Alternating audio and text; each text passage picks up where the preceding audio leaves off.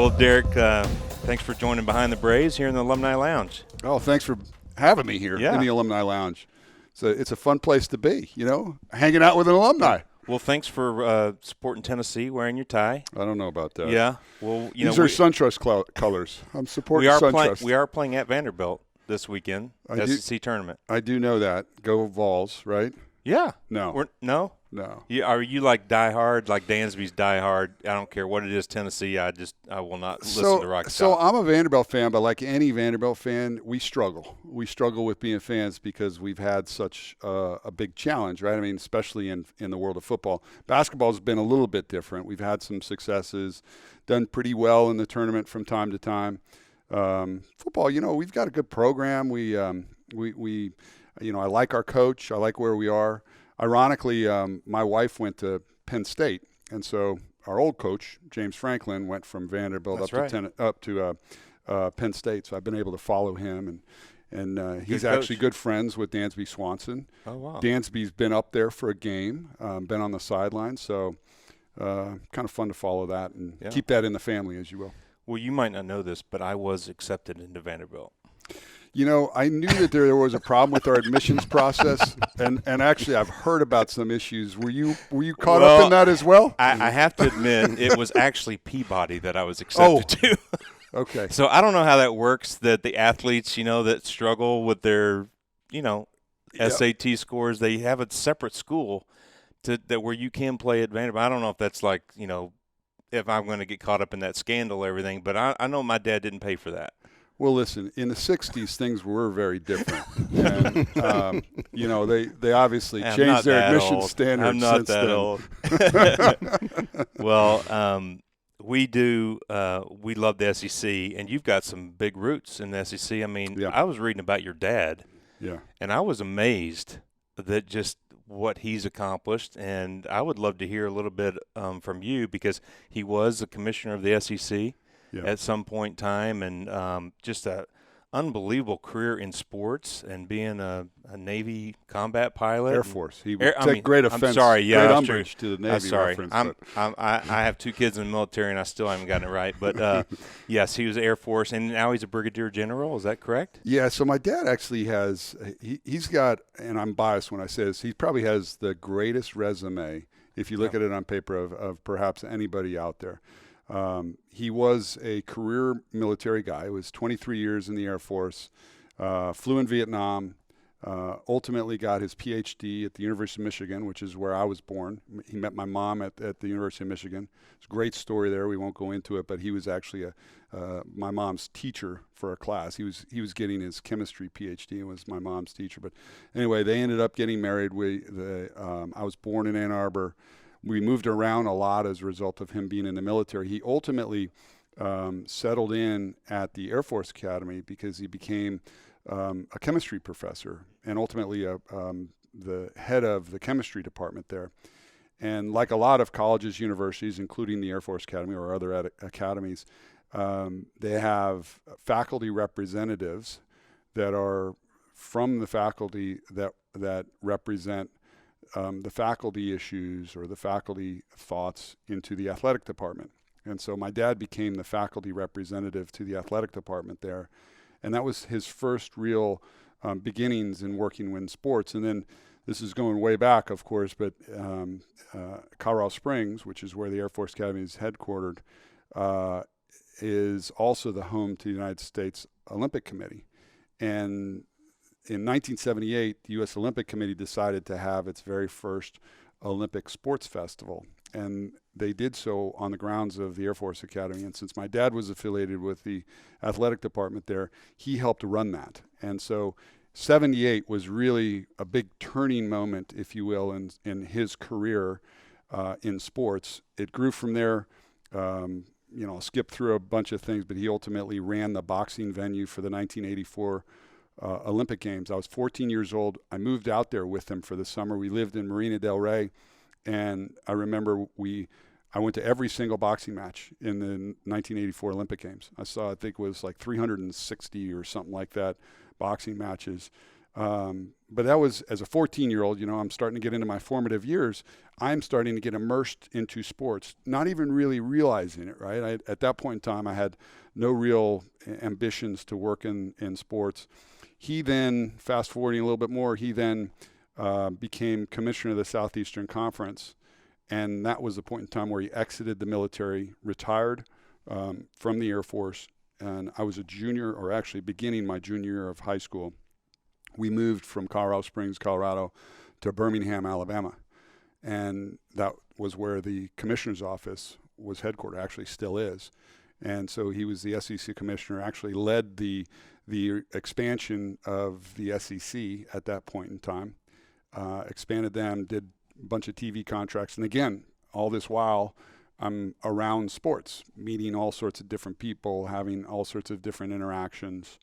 At that time, we'd get a regular call from Dale Brown, who is, coach at LSU basketball. He'd call all the time.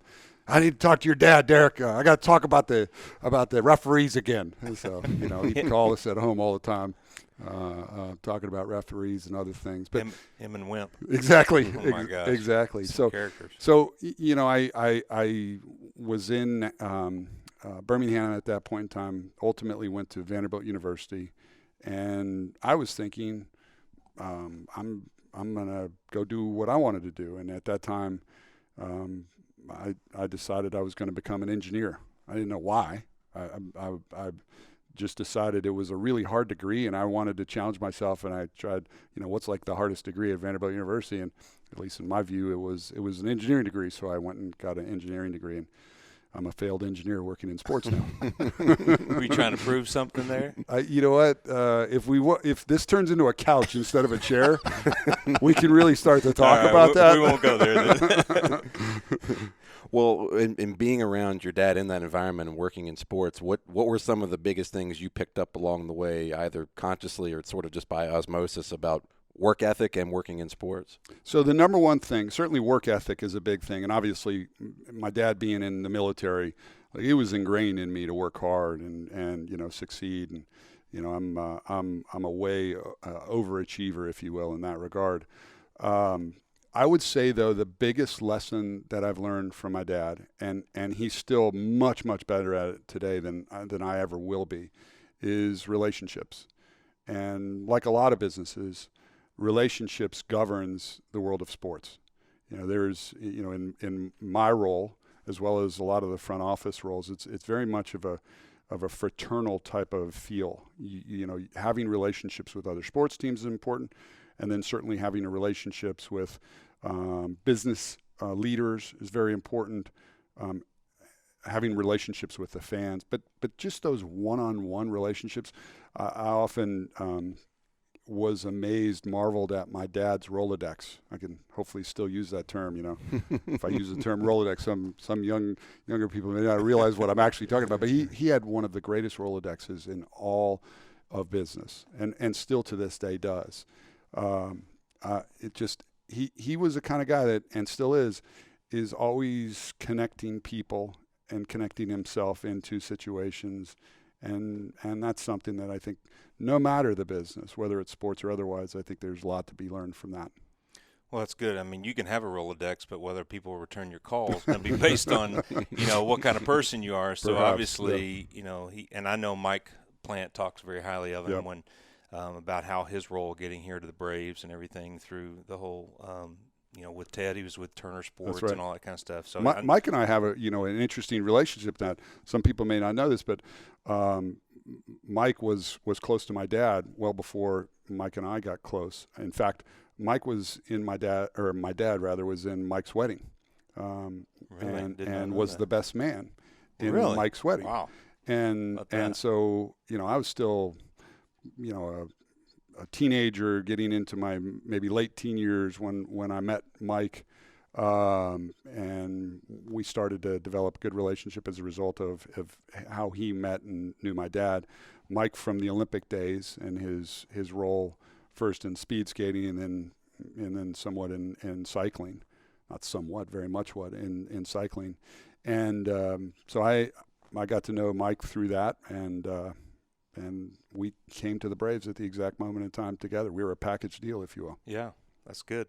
Well, I want to read just a little bit about your history of how you got to where you are today. Just a couple things, because you have a really interesting resume as well, because you've worked in multiple sports, and so you followed a little bit in the footpaths of your dad. But like I said, you started at Vanderbilt, and then with your engineering degree, then you end up with the Olympics in '96, and you worked on the International Sports Plaza.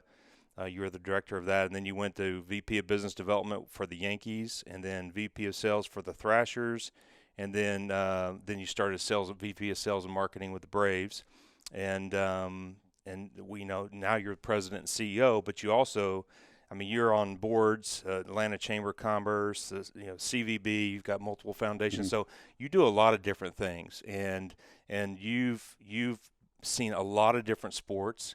So one of the questions I had is just that how does it baseball compare to some of the other things that you worked in? Especially, the Olympics is very different, and then you were in professional hockey and now baseball. So out of all that experience, how would you relate what you do now, with the Braves? Not necessarily your role, but how would you relate the industry compared to some of the other ones that you ran? So I did help start and run the Atlanta Thrashers here in town. I'll start with kind of equating it to that, because I think it's actually a good way to give the analogy and the answer to your question.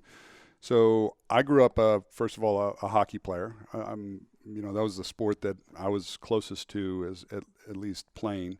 I played club hockey at Vanderbilt. It's not like a super high level, but I still, I even played it as an adult until I realized that I was probably going to hurt myself too bad trying to keep up with everybody else. But in hockey, and I love the sport of hockey, I love the NHL. When I first got the opportunity and started working for the Braves, from the outside, even really working inside of another sport, I didn't realize how big the world of baseball is. And what I mean by big, the industry itself, the business side of baseball is really gigantic. So there's a number of ways to articulate that. One of them is there's 162 games. So the most obvious is there's a lot more games in baseball. But when you think about it from a business sense, what that also means is there's a lot more content. So relative to television, we have a lot more television broadcasts, a lot more radio broadcasts than any other sport. And how far that carries is a lot bigger than most, if not any other sport. So baseball is still a sport where most of the team still runs most of the big decision-making of the sport.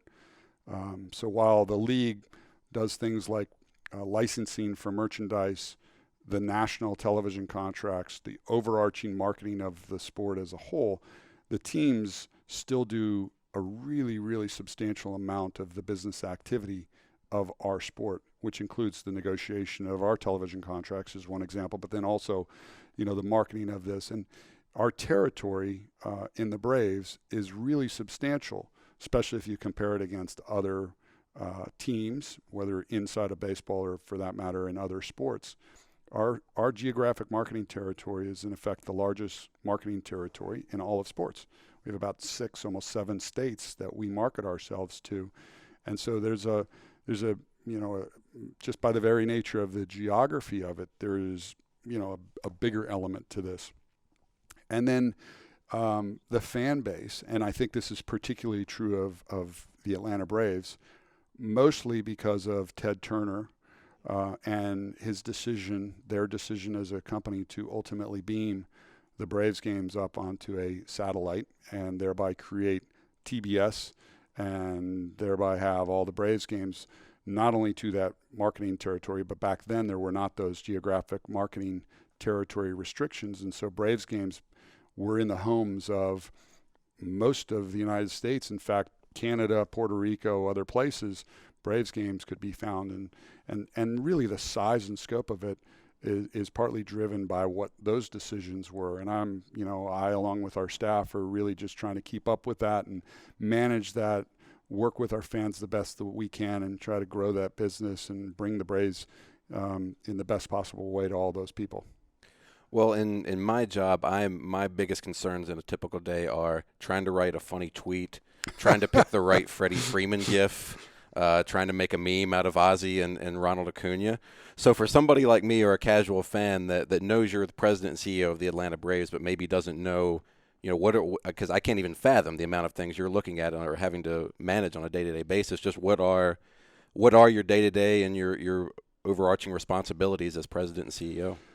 Well, first, a little bit of definition about our business, our organization. If you include all of our full-time employees, we're about 500 people in our organization. That includes everything from the people that are located here in Atlanta, our business side as well as our baseball side, to, we own and operate most of our minor league teams, our AAA, AA, single A, et cetera. And we now have a facility that we're opening up, in Sarasota, which will be in full operation in 2020. But with all those things, we have about 500 people that there are to manage.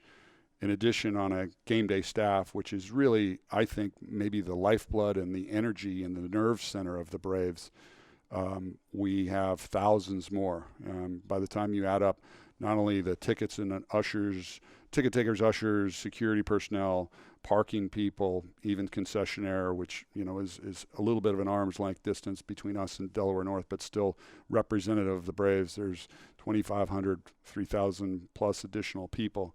So those are the people that really have the closest interaction, the daily interaction, especially on Braves game days with our fans.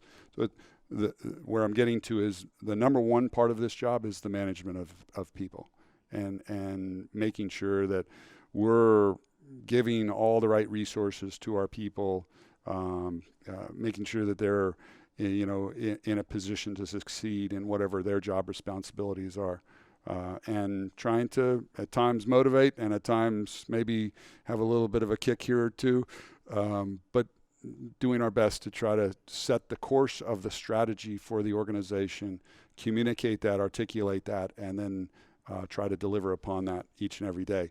Our mission is really simple, and it's probably more simple than most other businesses. Our mission and our goal never changes. It's the same goal each and every year. It's to win the World Series. And so last year we came up short. Now, good news is we made it to the playoffs. We made it to the postseason. We were NL East Division champions, and that was something that we can all be proud of. But fact of the matter is we ended our season with a loss. And so until we end our season with a win, we're going to be continuing to chase that down. And Greg, obviously you know what that feels like, right? To have that happen. That's the feeling that each of us, this is the reason why we work for this organization, is we all want to have that feeling. Now, none of us, including myself, can, throw a ball 95 miles an hour or hit a fastball or a curve or, do these great plays and athletic feats that we see our Braves players do. But we do have a very specific role that helps them with that. And sometimes that role is, indirect. In my case, it's very indirect, right? It's trying to build this business as best as it can, bring it to the fans, have the best possible experience, and then give those players the best possible chance for success, and work with Alex in so doing. So that's a large part of the job. Outside of that, there's meetings with lots of different people. I spend my day in lots of meetings, which, sometimes is fun and sometimes gets a little tedious. Today, as an example, speaking of television, we met with our television rights holders again and talked a little bit about our season and some of the things that are going on there. There's a lot of that kind of thing. And then also it's working with some of the great staff that we have, back to that, and trying to do innovative things for our business. Believe it or not, even though the game of baseball hasn't changed all that much, on the business side it has. It's developed significantly in the past 5-10 years. And in fact, if you were to look at the complexion of those full-time people that we have, if you were to go back 5 years, 10 years ago, first of all, the staff has grown quite a bit, but the aptitude and the types of skill sets that we have amongst our staff is significantly different.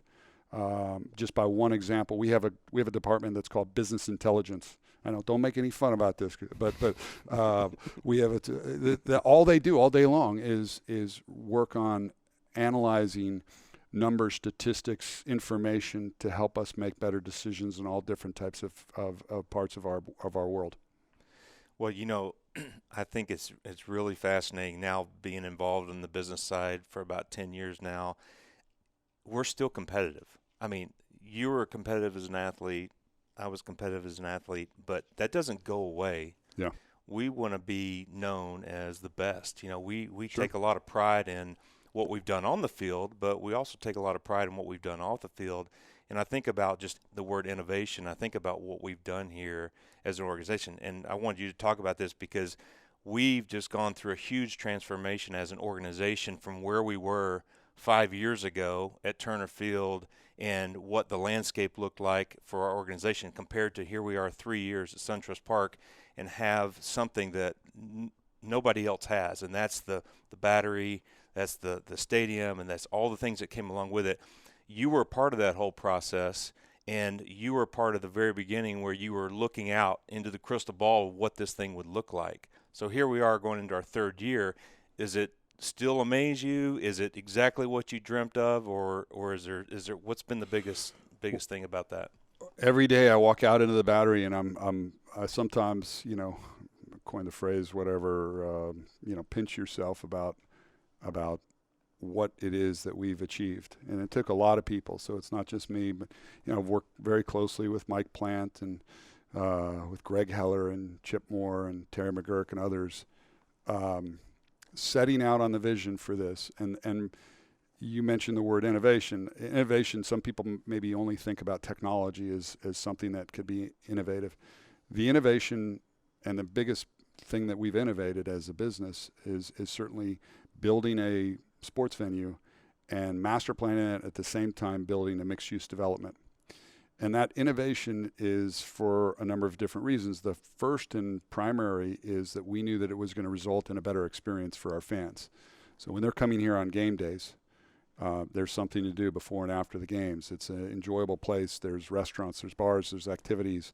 You can live here. You can, as hotels here, there's, office place. You can work here, etc. That is an innovative idea, if you will, for the world of sports. In most cases, sports venues were built either in existing developments or there were developers that would come in after the fact and redevelop some of the areas immediately around there and take that vicinity. And the problem with that is that it inured to the benefit of the developer, not to the team. So when we did this, part of the reason and the justification behind this was that we wanted that to inure to the benefit of the team, ultimately creating another diverse revenue stream for us that we could pour back into the team. So one way to look at our investment into the battery and why we did it is it creates a revenue stream for our business.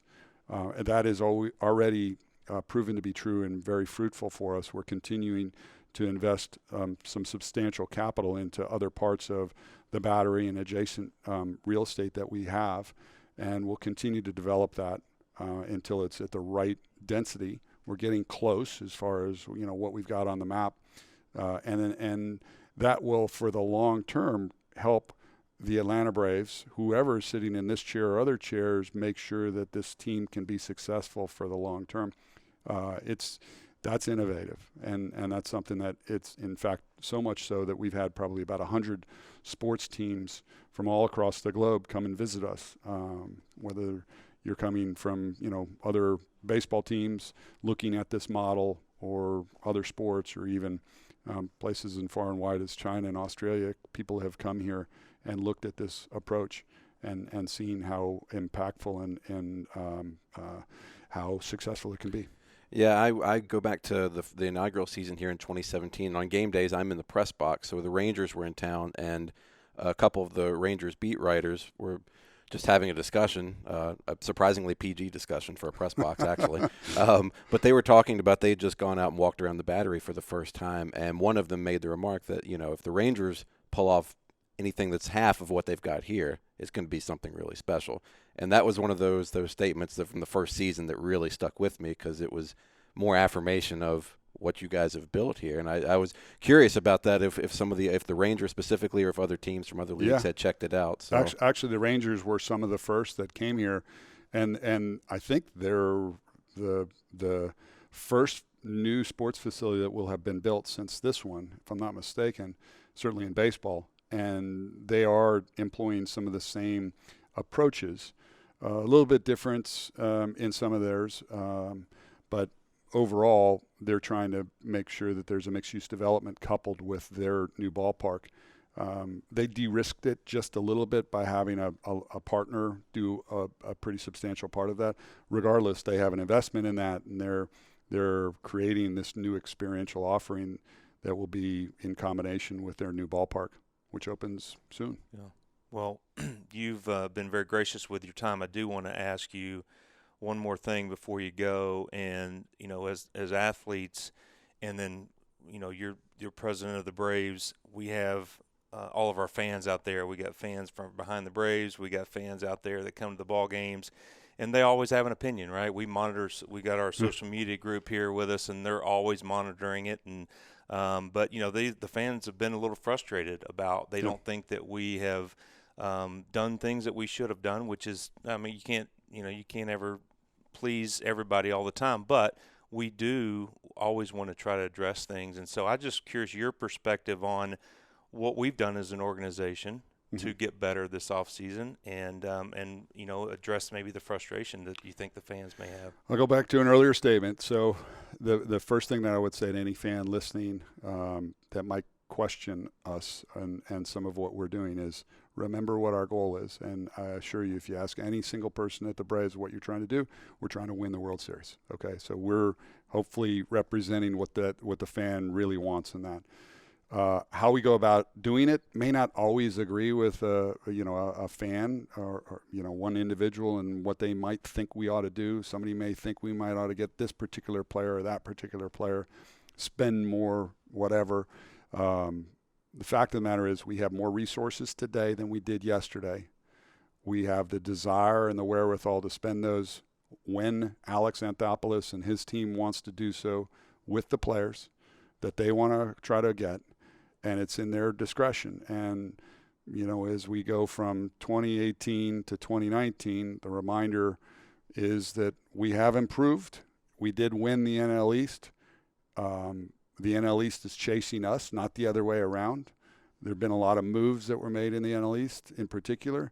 But I like our team a lot. And I don't think it's always you should not necessarily judge the team based solely on what the player payroll is. Because if that were the case, every year the team with the highest player payroll would win the World Series. And that's just not the case. That's not the case at all. We have a great team. It happens to be pretty young, in particular on the pitching side. There's a lot of young pitchers that are there that are coming along, but also even some of these great position players that are coming up. Some of the stuff that Ronald Acuna is doing, and Ozzie Albies and Dansby Swanson, et cetera. You could go down the list, right? I like where we are a lot, and I'm ready to win the World Series. That's great. Well, and again, thank you for your time. And last thing from me, talking about Alex, and I know you said you're sort of indirectly tied to that side of the baseball ops side, but I am curious, how much you and Alex do talk and how your interactions go. We talk a lot, almost daily. We spend a lot of time talking about how to position certain things. He's, relatively new to this marketplace, so I've been in the marketplace for a long time. So some of what we talk about is, he wants to understand the market a lot better, wants to understand the fan base a lot better, and I try to help him as best I can from my vantage point to do that. I also try to work with the budgets with him and do as best I can to showcase, how he can, when he can do the types of things. Ultimately, Terry McGurk, both our respective bosses, is responsible for that. But I can tell you, again, he has the wherewithal to go out and do it. One of the things that just as a further reflection, though, on Alex is he's a really open and he's somebody who communicates really effectively. I think one of the things that's occurred here is that he's brought in this fresh perspective on how to communicate in sometimes a part of the organization that you have to be a little bit guarded on. You don't always want to tell anybody, inside or outside, what you're thinking, where you might go, because the competitive advantage might be lost in so doing. But he's done a really good job of still keeping that level of confidentiality that's necessary in order to protect his job, but still communicating really well. I like the way that he's built his side of the organization. He's the analytics side, speaking of that, has been really good. And again, it goes back to the communication. It's not just good enough to have the analytics and the data and all that kind of stuff.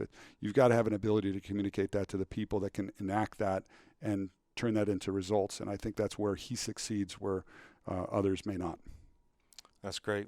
Well, thanks for coming by. This has been fun. We'd love to have you on again, and there's a million more questions we'd love to ask you, and hopefully we can do that in the future. Well, this is my first time really being officially allowed in the Alumni Lounge. You're going to let me back here?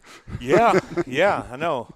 I think you're without anybody else, I think you're sort of the de facto manager of the Alumni Lounge. So yeah, I've picked up some trash in here before, and make sure the fridge is stocked. I think you're the one with the keys. I've never been able to open this door, so maybe I got to ask you. You're welcome anytime. Thank you very much. I appreciate it, guys. All right, you have a good day. Thanks for having me.